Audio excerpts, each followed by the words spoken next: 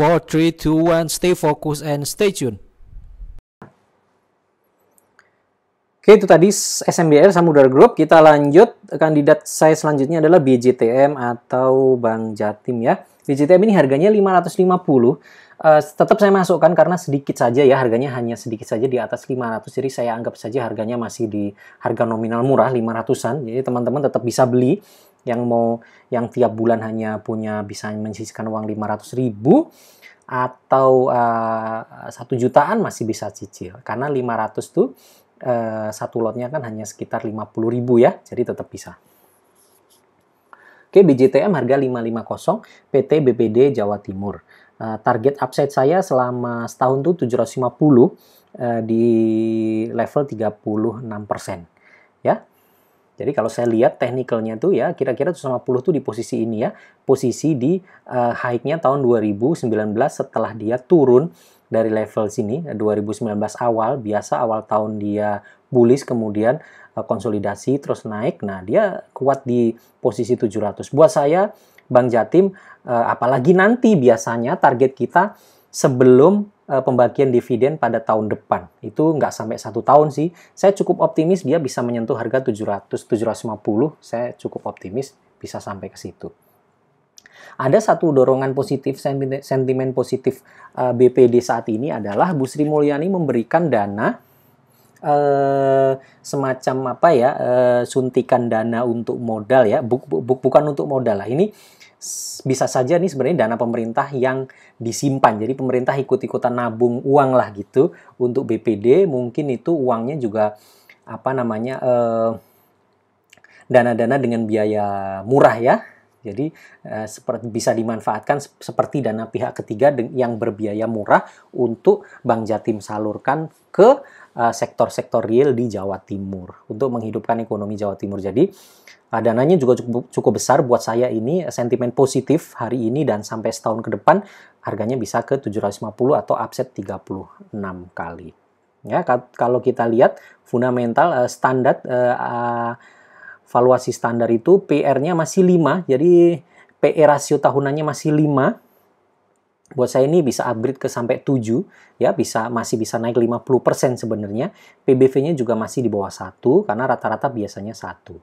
Jadi angka target 750 sangat-sangat wajar dan sangat mungkin dicapai oleh Bank Jatim. Setelah BJTM, kandidat saya selanjutnya adalah di SNG. Di SNG PT Dharma Satya Nusantara, ini pabrik kelapa sawit. Harga saat ini 366, target harga saya 500 ya, atau upsetnya 37%. Ya. Dorongannya adalah sama seperti emiten-emiten sawit lain, terdorong oleh perbaikan harga dan perbaikan permintaan dari proyek biofuelnya pemerintah ya, biodiesel yang sudah ada ke Delta 100 ya, artinya diesel 100% biofuel. Bisa juga dengan biodiesel yang sekarang sudah jalan, B30 itu juga sudah jalan. Bahkan BBM non-diesel ya, non-diesel yang gasolinnya penggantinya Pertamax, penggantinya Pertalite nanti juga menggunakan FAME atau hasil dari CPO. Itu juga sebagai dorongan hal positif industri CPO di masa depan. Target harga saya juga cukup konservatif sebenarnya di 500 saja, upsetnya 37% selama 12 bulan ke depan. Selanjutnya adalah ASA. Ya. ASA PT Adi Sarana Armada, ini jasa transportasi. Harga saat ini 535. Catatan penting untuk ASA, saat ini perusahaan merencanakan dan kebetulan sudah menginfokan juga ke publik, ke media massa, media online, media bisnis, ke bursa juga. Saya lihat juga sudah ada bahwa ASA akan melaksanakan right issue, penambahan modalnya cukup besar ya, angkanya triliun. Detailnya saya belum tahu, tidak saya bahas di sini juga. Tapi kira-kira teman-teman menarik sebenarnya nanti setelah right issue. Ya, menarik nanti setelah right issue, harga ASA sekarang 535. Saya nggak tahu right issue juga di berapa, tapi biasanya kalau sudah right issue begini ya, harganya nggak akan lari kenceng dulu, kira-kira begitu. Kalau teman-teman mau masuk ya masuk bertahap dulu lah di ASA. 535 sampai 600 mungkin dibatasin. Kalau udah naik di atas 600 mungkin nggak usah nambah posisi dulu gitu, sampai nanti menunggu right issue. Saya sendiri belum masuk di ASA, saya juga menunggu informasi right issue. Nah, setelah right issue itu buat saya nih ASA sangat-sangat menarik. Kenapa? ASA ini punya portfolio startup antraaja.com ya, Antraaja itu seperti kurir, seperti GoSend gitu. Dan saya lihat juga ASA lumayan serius mengembangkan bisnis Antraajanya ini. Sehingga buat saya ini potensi lumayan di masa depan, karena startup itu valuasinya mengerikan ya. Jadi kadang-kadang nggak masuk akal juga gitu loh, saat nanti ada investor baru yang mungkin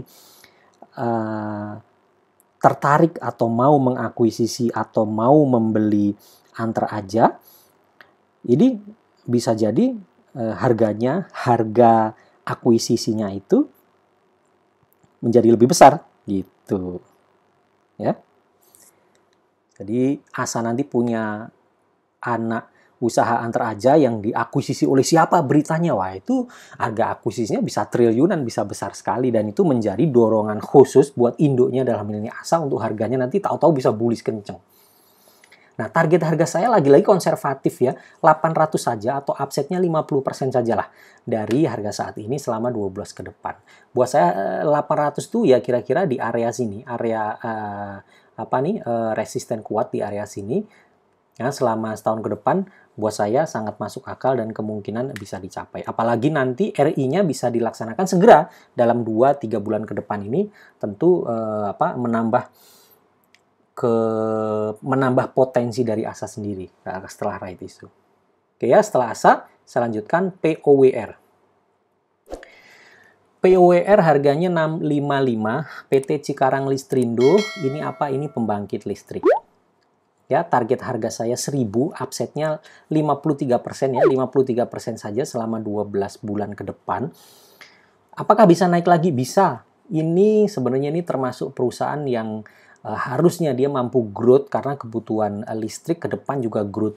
Teman-teman yang bilang, oh nanti mobil sudah nggak menggunakan bensin, sudah nggak semua mobil listrik. Lah kalau mobil listrik kan tetap perlu listrik ya. Terus POWR ini selama ini kan pembangkit listrik tenaga gas. Dia juga sudah mulai coba berekspansi menggunakan tenaga batu bara karena batu bara lebih murah. Jadi kuartal 1 dan kuartal 2, kuartal 1 ini LK-nya sudah keluar ya, labanya 53 miliar, anjlok dibanding kuartal 1 tahun kemarin, anjlok lumayan, tapi kuartal 2 sudah mulai pick up, sudah mulai membaik, dan dibanding dengan, di kuartal 2 artinya di semester 1 ya, kuartal 1 plus kuartal 2 menjadi semester 1, semester 1 tahun ini dengan tahun kemarin ada penurunan tapi sedikit. So buat saya cukup bertahan di COVID. Terus kemudian dividennya juga bagus, jadi target 1000 itu untuk 12 bulan ke depan sangat-sangat make sense lah. Lihat harganya, dia IPO-nya jauh di atas ya.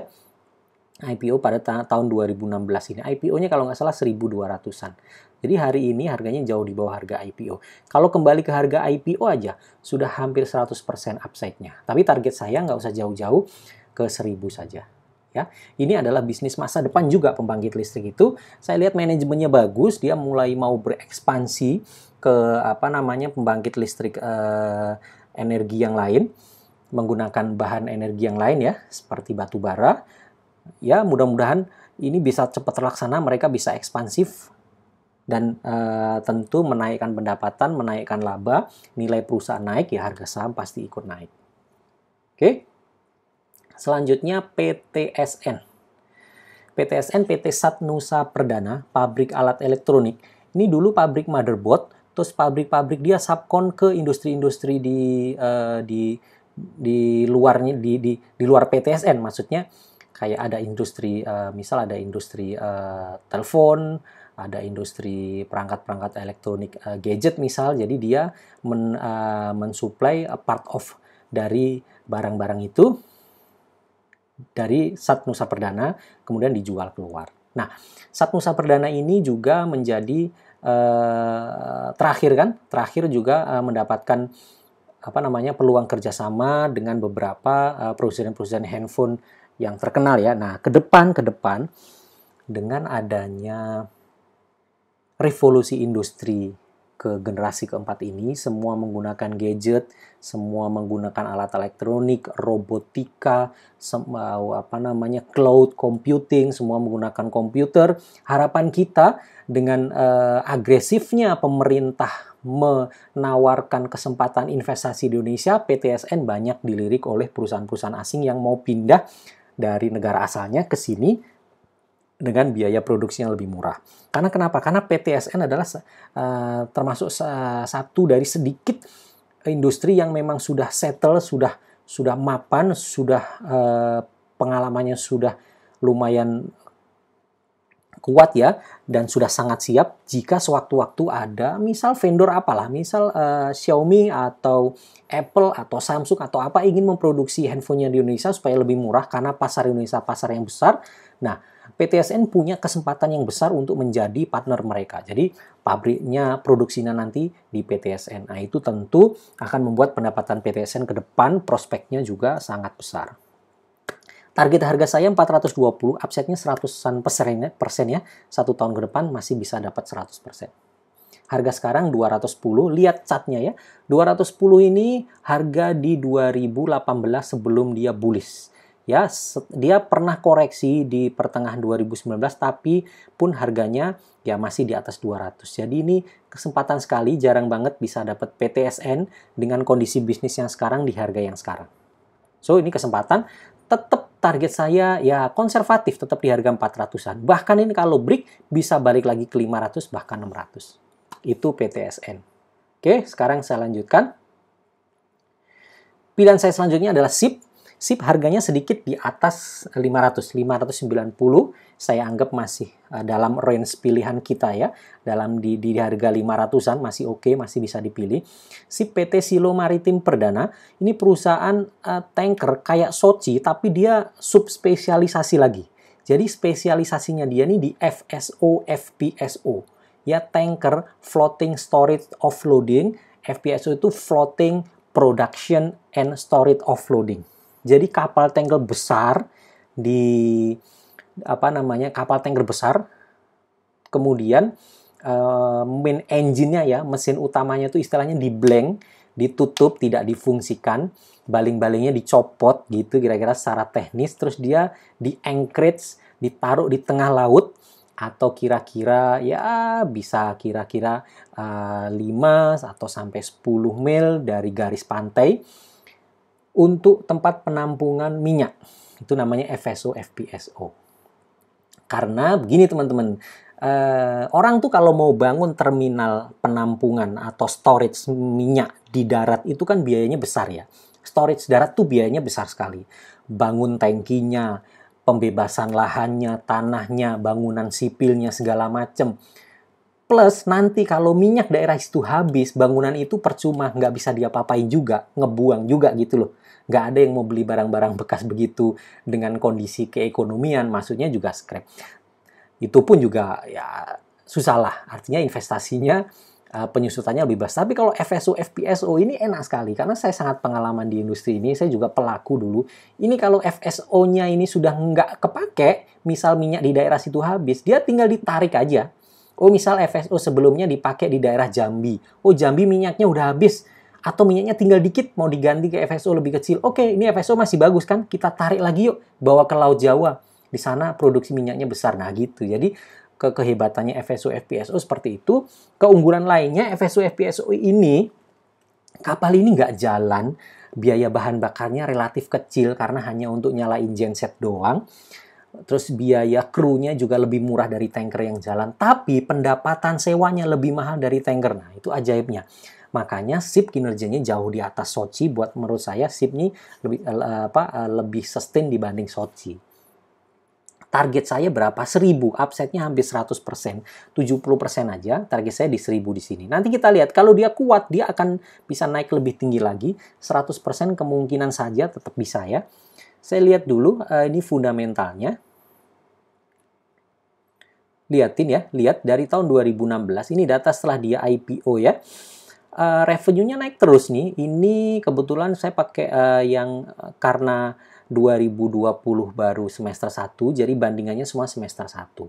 Semester 1 net profit 49,73. Ini sempat turun ya ke 59, ini mulai pick up lagi, recover lagi 90, sekarang 116, atau nih capaian all time high-nya, capaian tertinggi kinerja bisnisnya.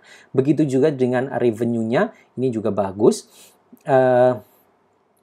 Lalu valuasinya kita lihat, PBV-nya juga masih relatively di bawah 1 ya, PER-nya juga masih 6, sekian. Yang menarik adalah ROA, ROE-nya, liatin ROE tahunannya sampai 12%. Perusahaan pelayaran mampu mencetak ROE 12% tuh luar biasa bagus. Ya, terus teman-teman bisa lihat debt to equity-nya juga 0,8. Jadi perusahaan-perusahaan pelayaran seperti ini biasanya tuh debt to equity-nya tuh selalu di atas 1 karena rata-rata mereka beli kapalnya dengan berhutang. Tapi hebatnya Silo Maritim mampu menjaga leverage-nya supaya di bawah 1 untuk jaga-jaga kalau bisnisnya sedang turun dia tetap bisa profit. Nah, itu saya juga sangat kenal perusahaan ini karena saya beberapa kali juga naik ke salah satu FSO-nya untuk salah satu pekerjaan yang saya lakukan, dan memang kualitas perusahaannya ya operation-nya cukup bagus. Jadi saya optimis target 1000 untuk 12 bulan ke depan tuh nggak terlalu susah lah. Oke ya, sip. Next Wood.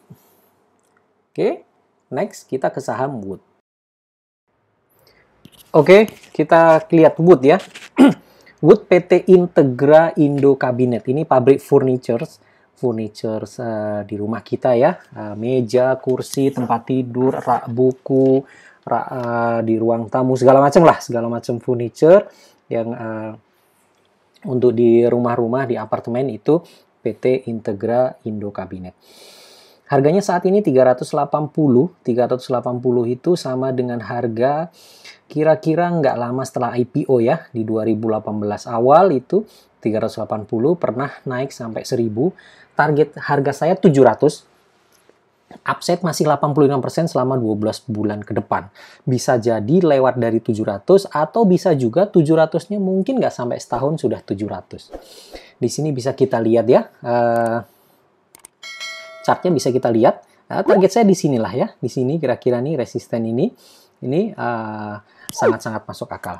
Terus kemudian kita lihat LK-nya. Kebetulan baru keluar kuartal 1 2020. Capaiannya turun, tapi turun tipis lah. Revenue juga turun tipis. Teman-teman mesti ketahui, teman-teman nanti bisa buka LK-nya Wood. Bisa buka LK Wood sendiri. Wood itu mayoritas penjualannya adalah ke luar negeri. Mayoritas penjualannya ekspor, hampir 80% lebih itu ekspor. Jadi teman-teman bayangkan dalam COVID kemarin, Indonesia kan masuk COVID-nya bulan Maret ya. Tapi di luar negeri itu rata-rata kalau China kan mendahului, akhir 2019 sudah COVID. Tapi untuk negara-negara lain tuh startnya mungkin Januari, Februari. Itu pun Wood penjualan masih stabil. So, buat saya nanti kuartal 2 mungkin turun, tapi harusnya nggak terlalu dalam turunnya, tercermin dari capaian kuartal 1 yang tidak terlalu turun. Jadi market tujuan ekspornya dia masih sangat bagus penjualannya. Jadi dengan kondisi seperti ini, menurut saya harusnya harga Wood tidak jauh dari capaian yang didapat pada waktu tahun 2019 dan 2020 yang saat itu sempat tembus ke angka 1000. Ya, target kita tetap konservatif saja di 700 sajalah. Kalau itu break mungkin bisa 800, 900 atau lebih dari situ nanti bisa saja kita lihat. Tapi 85% selama setahun buat kita sudah luar biasa. Sudah bagus ya. Setelah Wood saya punya Base. Base ini PT Bekasi Fajar IE itu industrial estate ya, atau kawasan industri. Teman-teman yang tinggal di Bekasi ya, sorry. Jadi teman-teman yang tinggal di Bekasi atau pulangnya arah Bekasi, atau mungkin ada yang berkantor di area Bekasi, mungkin tahu MM 2100 ya, kawasan industri yang ada di daerah Tambun dan Cibitung lah ya, itu MM 2100. Nah, itulah Base. Kawasan industri, nama perusahaannya PT Bekasi Fajar Industrial Estate, harganya hari ini 123. Saya sudah tarik chart, ini mungkin kalau teman-teman panjangin, teman-teman nggak ketemu lagi harga base 123, nggak akan pernah ketemu itu tahun kapan. Jadi kira-kira harga hari ini adalah harga yang termurah yang ditawarkan oleh market. Apakah base sejelek itu? Enggak. Penurunan iya pasti turun. Kenapa? Pertama, base ini karakter perusahaan-perusahaan properti yang leverage dolarnya tinggi. Jadi dia punya utang itu dalam mata uang dolar memang cukup tinggi. Alhasil saat dolar menguat atau rupiahnya lemah sekali karena pendapatannya base ini dalam rupiah, maka bebannya makin tinggi, beban bunganya juga tinggi, plus ada pasti namanya forex loss, ya forex loss-nya juga tinggi. Hasil di kuartal 1 sampai dengan semester 1 ini base mencatatkan kerugian. Ya, ini teman-teman lihat ya, mencatatkan kerugian 37 miliar di semester 1. Nah, model-model base begini, ini namanya ada cerita turnaround. Cerita turnaround tuh begini teman-teman. Ini nih saham value investing ya. Jadi sebelumnya dari beberapa daftar tadi mayoritas yang awal-awal tadi sebelum base itu adalah saham-saham yang labanya relatif bagus selama COVID-19. Artinya tuh saham-saham yang bertahan. Nah, nanti nih beberapa stock pick terakhir kita mulai dari base ini adalah cerita-cerita saham yang harga sahamnya turun dalam sekali karena dia mengalami kerugian yang diakibatkan oleh hal-hal tertentu. Sebenarnya bukan diakibatkan oleh jeleknya bisnis atau lemahnya manajemen atau apalah terkait kualitas dari bisnisnya, enggak. Tapi dia disebabkan oleh sebenarnya hanya faktor eksternal aja. Yang kalau faktor eksternal itu hilang maka labanya berbalik. Dan kalau labanya berbalik normal lagi, harga sahamnya naiknya gila-gilaan gitu. Itu namanya turnaround story. Kita teman-teman value investing itu carinya saham-saham model begini. Lihat ya, ini menjadi rugi. Setelah rugi, harga sahamnya 123. Teman-teman lihat, histori dari 2015 pada semester 1 nggak pernah harga saham di 123. Di bawah 200 pun nggak pernah. Itu luar biasanya COVID-19 sehingga memukul base sehingga sampai seperti ini. Mas AS optimis ini bisa berbalik labanya. Saya optimis dengan catatan COVID-19 selesai, ini balik lagi. USD pasti turun lagi, IDR membaik lagi, nanti pasti labanya balik lagi. Nah, kalau mencatatkan laba, ini harga sahamnya ke 200 saja ringan. Ini namanya turnaround story, ya. Best. Harga serang 123, target saya 300. Upside-nya hampir 153%, ya, 1,5 kali.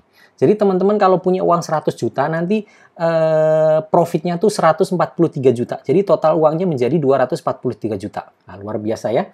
Oke, targetnya selama 12 bulan ke depan. 12 bulan ke depan COVID-19 pasti hilang lah. IDR pasti membaik lah. Menariknya, nah ini pasti jarang yang menyampaikan nih. Selain di channel Hermanto Sardan ya, teman-teman pasti nggak akan menemukan. Teman-teman lihat quantitative easing yang dilakukan oleh negara-negara maju, khususnya Amerika Serikat. Dia printing dolarnya, cetak dolar sebanyak mungkin saat ini sedang dilakukan, dan quantitative easing saat ini adalah quantitative easing terbesar sepanjang sejarah Amerika, bahkan lebih besar dari tahun 2008. Teman-teman nanti lihat indeks USD, ya, USD index, teman-teman bisa lihat di website di Yahoo Finance, bisa lihat di investing.com, bisa lihat dimanapun bisa. USD index itu pelan-pelan mulai turun. Harusnya rupiah tuh menguat. Kenapa rupiah belum menguat? Karena memang kondisi internal kita memang kurang bagus ya. Indonesia memang kurang, plus mungkin kebutuhan dolarnya juga masih tinggi untuk pembayaran bunga mungkin atau pembayaran cicilan hutang. Tapi one day saya cukup optimis bahwa tahun 2010 dulu teman-teman perlu ketahui ya, bahwa setelah quantitative easing 2008, 2010 tuh dolar hanya 8.000. Jadi rupiah bisa muat sampai 8.500 per US dollar. Ya, saat itu base itu performance-nya tinggi, performanya bagus banget karena mencatatkan forex gain jadinya, bukan forex loss lagi. Plus juga dana berbiaya murah karena mendapatkan pinjaman USD dan secara bersamaan rupiahnya menguat. Nah, itu sentimen yang double ya, artinya hal positifnya double bisa didapatkan oleh base jika kondisi seperti itu terjadi. Apakah kondisi itu bisa terjadi lagi? Saya belum tahu. Apakah rupiah bisa menyentuh 10.000 atau di bawah itu. Tapi kalau benar bisa sampai di bawah itu, BES mungkin bisa naik sampai 400 atau 500 teman-teman. Ya, poinnya adalah buat teman-teman yang mau value investing, mau menunggu, mau sabar, BES ini pilihan terbaik, harganya sangat murah. Teman-teman jarang sekali bisa dapat harga seperti ini lagi. Ini momen yang jarang sekali didapat. Oke ya? Oke, ini BES. Saya lanjutkan. Selanjutnya adalah CAM. CAM harganya 197, PT Campina Es Krim Industri ya. Ini pabrik es krim mereknya Campina Es Krim. Target harga saya 300, upsetnya 50% dulu deh. Nanti kita lihat. Kenapa? Karena saya belum melihat power penjualannya. Tapi kalau lihat chartnya, lihat teman-teman. Sejak IPO dia naik tinggi nih. Sempat 1.500, sekarang harganya cuma 197. Naik ke 500 saja udah berapa kali lipat ini, nggak usah naik tinggi-tinggi.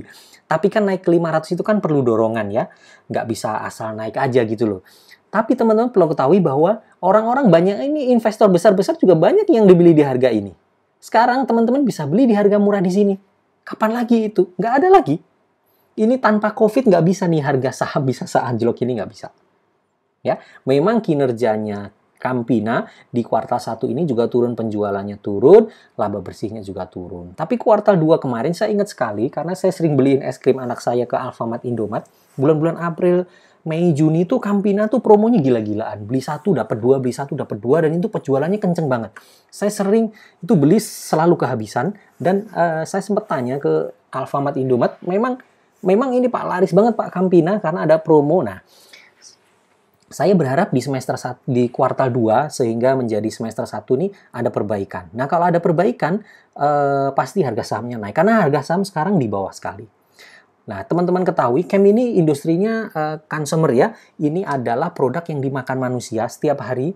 Bahkan es krim ini nggak memerlukan waktu sehari untuk habis ya, bahkan sejam pun nggak perlu. Dia setelah dibeli dimakan 15 menit habis dan orang akan beli lagi. Nah, itu sebenarnya bisnis yang karakter seperti itu, bisnis yang langsung dimakan habis orang beli lagi itu bisnis yang paling bagus. Apalagi ini dikonsumsi oleh manusia. Ya, jumlah penduduk Indonesia makin lama makin besar dan semua tentu yang makan es krim makin besar. Hanya kan persaingannya juga ketat. Anyway, tapi dengan harga yang sangat diskon seperti ini sangat sayang untuk dilewatkan. Nah, saham saya yang saya tawarkan ya ini CAM. Salah satunya teman-teman nanti bisa analisa lebih lanjut. Oke, saya lanjutkan lagi setelah CAM. Saya punya WG. WG Wijaya Karya Gedung. Ini anak perusahaannya Wijaya Karya, anak usahanya Wika ya, kontraktor sipil, anaknya BUMN. Ya, bisa disebut perusahaan BUMN juga lah. Memang semuanya dimiliki pemerintah ya. Harga saat ini 194, target saya 300 sama upsetnya 50%. Oke, kenapa saya pilih Wika Gedung? Pertama ya tentu harganya murah ya, harganya murah sekali. Ini di sekitar harga IPO atau malah di bawah harga IPO. Begitu untuk WG. Terus teman-teman bisa lihat di sini ya, bisa lihat di kondisi fundamentalnya bahwa WG ini sampai dengan kuartal 1 saja masih mencatatkan net profit dan net profitnya masih tumbuh. Ya, walaupun penjualannya turun sedikit tapi net profit masih tumbuh. Dan WG juga sudah secure proyek-proyek sampai 2020 yang memang proyek-proyeknya sudah terlock aman. Seperti proyek pembangunan stadion BMW di Sunter punya Pemprov DKI itu proyek yang sangat besar. Nah, itu juga WG punya di situ. So, kenapa dia turun? Nah, justru turun ini kesempatan buat kita untuk masuk karena jarang sekali teman-teman bisa mendapatkan harga diskon seperti ini. Dulu saat harganya 250 sampai 300 ini aja orang rebutan gitu loh. Sampai 300 atas ini orang rebutan naik turun. Apalagi sekarang harganya 194. Ini harga-harga sangat murah.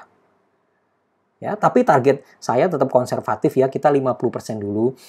Nah, kelemahannya di WG ini biasanya begini teman-teman. Ini saham-saham konstruksi ini kan saling berkaitan ya. Anak dengan bapak, bapak dengan anak. Kadang-kadang WG mau naik, WIKA-nya turun, dia juga ikut turun. Nah, ini yang susahnya model-model begini. Tapi as a investor kita tetap harus cerdas bahwa kita membeli value, kita membeli perusahaan dan perusahaan ini adalah perusahaan sehat. WG ini juga hampir nggak punya utang teman-teman. Hampir nggak punya utang, cash flow-nya bagus, jadi sangat-sangat aman. Ya, lihat beban hutangnya, bunga hutang 1 semester saja cuma 2 miliar. sangat-sangat kecil. Berbeda dengan kondisi perusahaan-perusahaan infrastruktur yang lain yang hutangnya gila-gilaan. WG ini sangat-sangat konservatif, leverage-nya sangat kecil dan ini sangat sehat buat mereka. Ya. Nah, kalau teman-teman mau ada yang tertarik untuk saham konstruksi, mana pilihan saya ya? Kita ambil saja yang saham-saham dengan harga nominal murah. Pilih saja WG ya, harganya masih 194, ini masih sangat menarik. Harga IPO-nya WG di 290, nah jauh di bawah harga IPO ya. IPO 290 teman-teman. Teman-teman mesti tahu bahwa IPO tuh yang ambil IPO tuh perusahaan-perusahaan fund manager gede-gede. Mereka ambilnya di 290. Sekarang kita dapat harga 190. Oke? Ya, saya lanjutkan ya. Ini adalah, nah ini saham terakhir ya, ini saham terakhir. Sama seperti BES, sama seperti Campina juga. Min ini kita berharap ada turnaround story ya. Sekarang kondisinya nggak bagus, tapi nggak bagus lagi-lagi bukan karena kualitas Min yang jelek, bukan karena kualitas manajemen jelek, bukan karena kualitas bisnis jelek, tapi hanya karena eksternal saja. Karena memang COVID-19 seperti ini yang memukul konsumsi ayam. Ya, kita lihat di kuartal 1 penurunan labanya lumayan ya, dari 91 miliar tahun kemarin, hari ini cuma 14 miliar. Ini juga terkait kurs juga. Jadi memang problemnya sama lah seperti BES. Nah, dalam jangka waktu setahun ke depan, masa sih nggak ada perubahan di kondisi stabilisasi ekonomi kita? Pasti ada lah. Masa sih COVID nggak hilang-hilang? Masa sih IDR nggak menguat? Pasti menguat lah. Jadi menguat itu kita konservatif saja lah. Harganya nggak usah jauh-jauh, 850 saja. 850 itu cuma di sini nih teman-teman, di sini nih. Lihat, Min pernah harganya 4.000 loh. Kita sekarang dapat murah sekali. Harga saat ini tuh sama kayak harga 2011. Orang-orang yang beli Min tahun 2011 tuh kita mendapatkan kesempatan harga itu kok. Padahal asetnya Min tumbuh terus. Ya. Asetnya tumbuh terus, equity-nya tumbuh terus. Tahun 2011 tuh equity-nya paling baru 600 miliar aja. Sekarang equity-nya sudah 2 triliun kok. Kita dapat murah sekali. Ya, ini jangan disia-siakan ya. Ini 50% lebih lah. Tapi nanti bisa saja harganya 1.000 atau 1.000 lebih saat kondisi sudah membaik. Nah, di sini saya ada keterangan bid harga 550. Ini begini teman-teman. Minggu kemarin laporan keuangannya JAPFA ya, JPFA, JAPFA Confit kan sudah keluar. Ternyata kuartal 2-nya drop lumayan parah. Semester 1-nya drop parah akhirnya karena kena kuartal 2. Nah, itu berakibat merembet ke poultry yang lain. Jadi investor langsung beranggapan bahwa wah, bisnis poultry ini jelek banget nih kayaknya Q2. Nah, sekarang Min yang laporan kuartal 2-nya nggak keluar langsung kena hukuman. Jadi dianggap LK-nya juga pasti jelek karena kan jualan barang yang sama. Nah, ini aja LK-nya belum keluar, sudah dihajar. Kemarin ARB ya, turun 7%. Harganya sekarang 610. Nanti kalau LK keluar, ini bisa kena hajar lagi, bisa turun lagi. Nah, ini kesempatan bagus banget buat teman-teman. Beli saja harga di bawah 600. Tungguin, harusnya dapat harga di bawah 600. Ya teman-teman, kalau beli harga 500, jual di 850, itu lebih dari 50% sampai 60%. Apalagi nanti kalau bisa jual di 1.000, 100% dapatnya. Oke teman-teman, itu pilihan saham-saham saya ya. Pilihan saham-saham saya dari bawah, saya ulangi lagi, ada Min, ada WG, ada Chem, ada BES, ada Wood, ya, ada SIP, ada PTSN, ada POWR, ada ASA, ada DSNG, ada BCTM, ada SMDR, dan terakhir ada PNLF ya. Mudah-mudahan saham-saham itu berguna buat teman-teman untuk menyusun portfolio, khususnya teman-teman yang mungkin gajinya kebetulan baru UMR, rekan-rekan adik-adik yang baru fresh graduate, yang gajinya belum besar, atau teman-teman yang bekerja di sektor informal, atau teman-teman yang mungkin hanya mampu menyisihkan tabungan sebulan tuh 500.000 atau 1 juta untuk investasi. Menurut saya itu bagus sekali dan uang itu bisa berkembang pesat di masa depan, tentu dengan mindset yang tepat. Sekali lagi, mindsetnya harus tepat seperti yang saya sampaikan ini. Oke ya, gitu kira-kira. Oke teman-teman, mudah-mudahan bermanfaat. Kalau ada pertanyaan jangan sungkan-sungkan, sampaikan saja di komentar. Pasti semua akan saya jawab. Termasuk jika ada saham lain yang tidak saya sampaikan di sini, sampaikan saja di komentar, pasti saya jawab. Oke, seperti itu ya. Kita akan jumpa lagi di seri stock pick selanjutnya untuk saham yang harganya mungkin di atas 700 atau di atas 1000. Sukses selalu buat teman-teman. Assalamualaikum warahmatullahi wabarakatuh.